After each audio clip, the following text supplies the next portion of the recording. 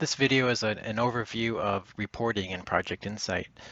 You can get to reports in one of two ways.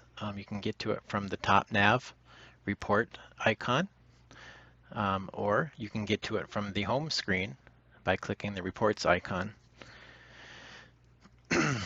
Once you go to the reports home page, you'll see featured reports, financial reports, resource reports, different item reports, custom items. Your screen may look different than this. It really depends on which add-ons you have installed in your workspace. In this demonstration, we'll go into the task reports. Once on the task home page, task report home page, you'll see the reports that you've made, if you've made any already.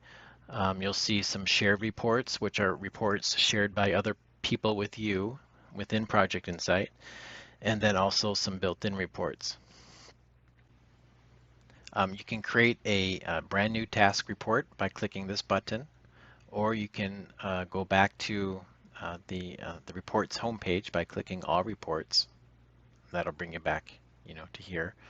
Let's go back in here.